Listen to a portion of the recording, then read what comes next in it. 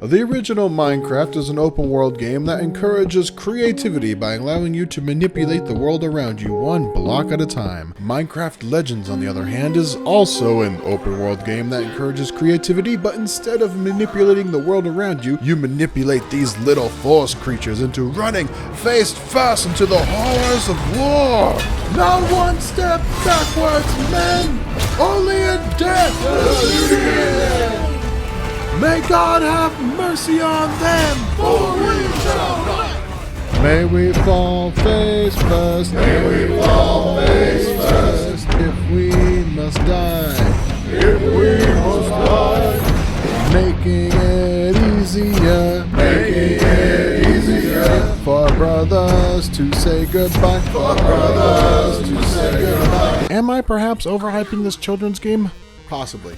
There's also the possibility that I am definitely not a hedgehog. Howdy y'all, and welcome to Pleb Review, the satirical gaming review series designed to entertain an audience of all ages.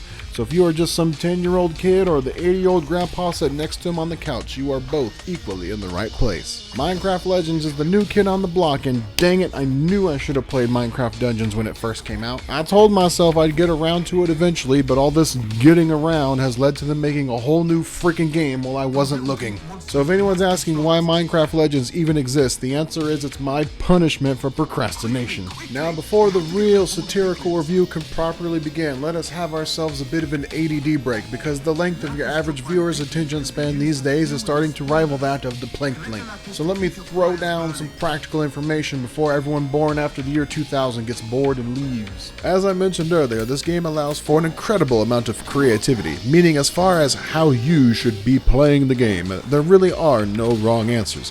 However, there are two things I would consider mandatory to unlock as soon as possible, simply because of how useful they are, those being the ability to repair the nether in the overworld and liberating the creeper settlements as soon as possible. The ability to repair the nether goes from being pretty neato to being damn near necessary in a short amount of time, especially in the later half of the game. Building your own base of operations within the enemy strongholds is practically the only way to make any kind of progress, and clearing out the nether is how you accomplish this. Unlocking this ability should be a requirement of completing the tutorial. That's how useful I think it is.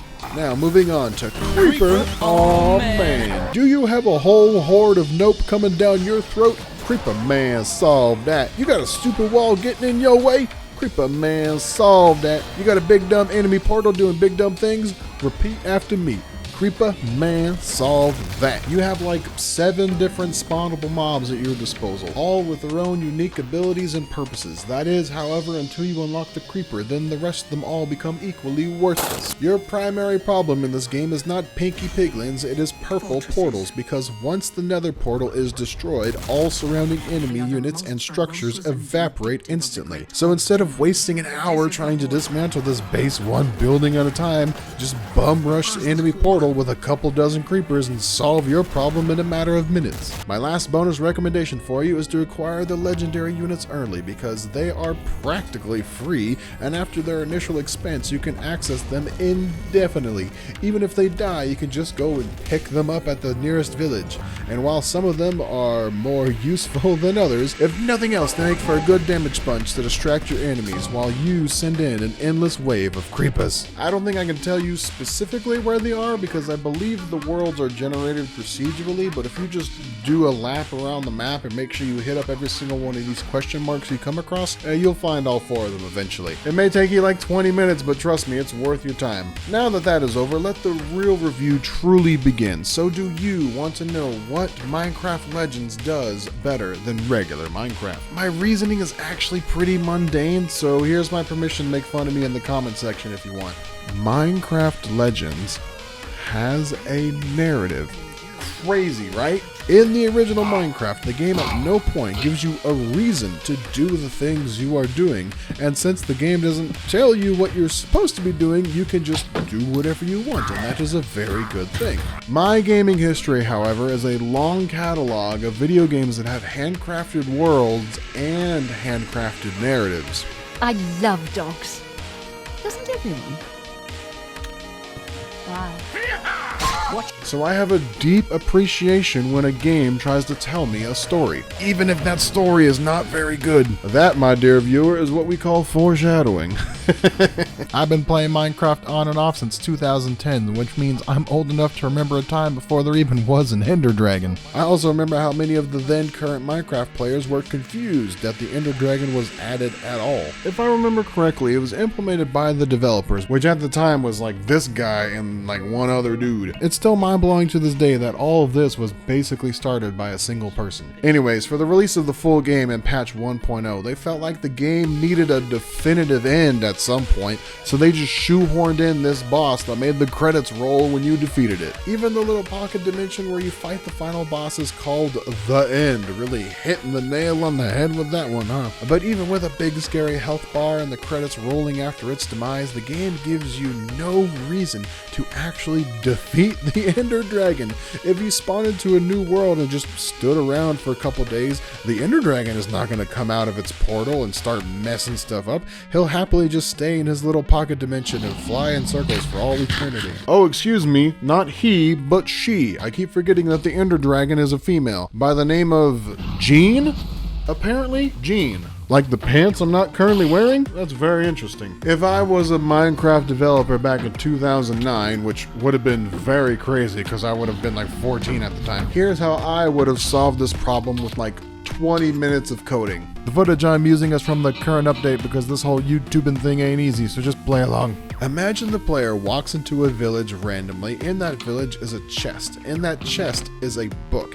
In that book is something along the lines of diary entry number 7? Oh man, I'm sure bummed the world is about to get destroyed by the Ender Dragon. I sure hope some adventurer comes by to defeat it. Boom! End scene. Just that little bit is all that would have been needed. Now me as a player, after reading this, I can say to myself, I'm an adventurer.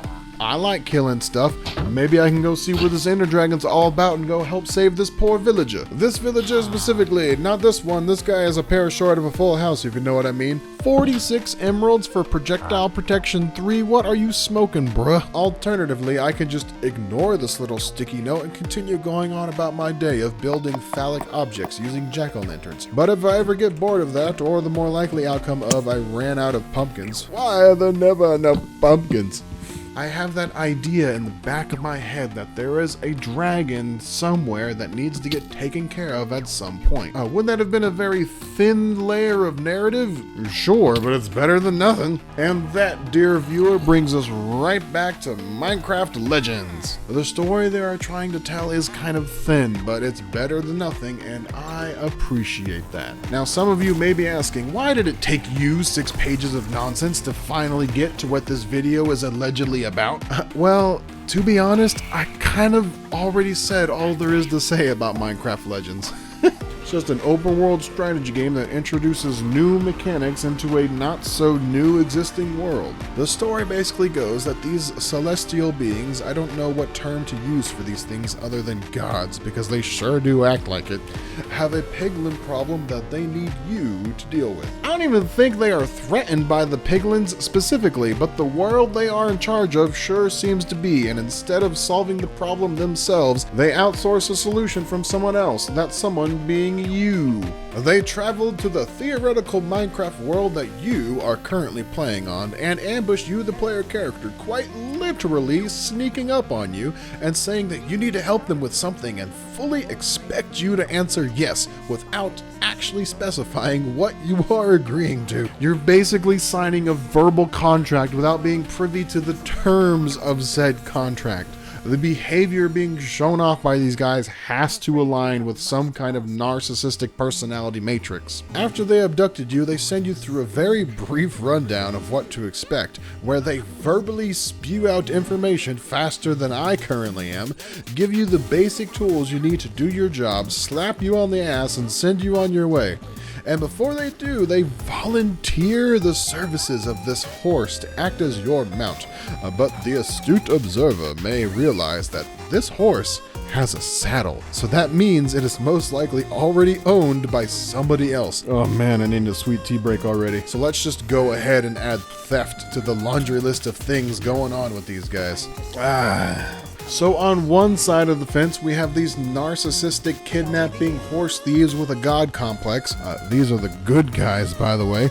And on the other side of the fence, we have some funny little pig people that live in literal hell and just trying to improve their quality of life by, you know, moving somewhere else that is not the underworld. After watching enough of these cutscenes and seeing just how bad they actually have it, it's really hard to feel like the good guy after a few portals have been popped. And sure, some of the big guys are kind of a-holes, but they are the bosses in this situation. All bosses everywhere are a-holes. That's the benefit of being the boss. These little guys are just trying to get by, or at least survive, but according to Beanpole Basketball and the bus driver, that's not an option. So it is your responsibility to unleash death to these foreign invaders to our shores. Well, you're not of this world either, so technically their shores. So that the piglins are unable to commit the most grievous crime of trying to better themselves, or even worse than that,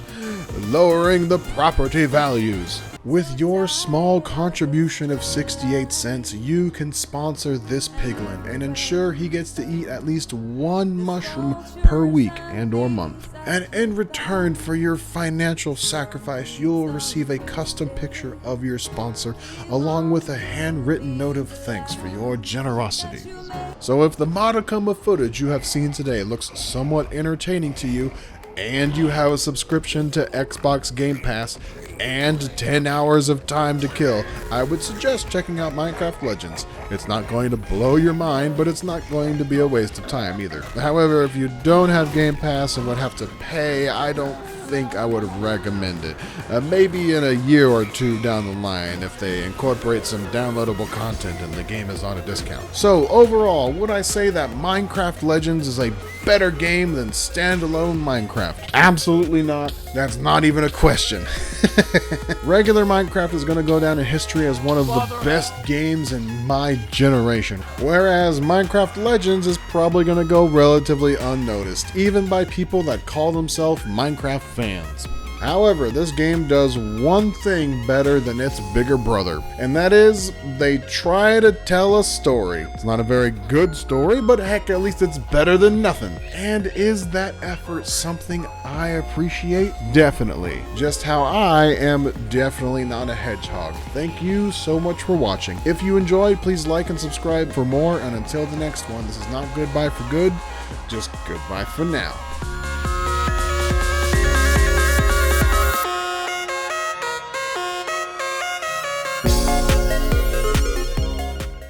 Because if my time in the army taught me one thing, it's that war never changes. I woke up in a new booth.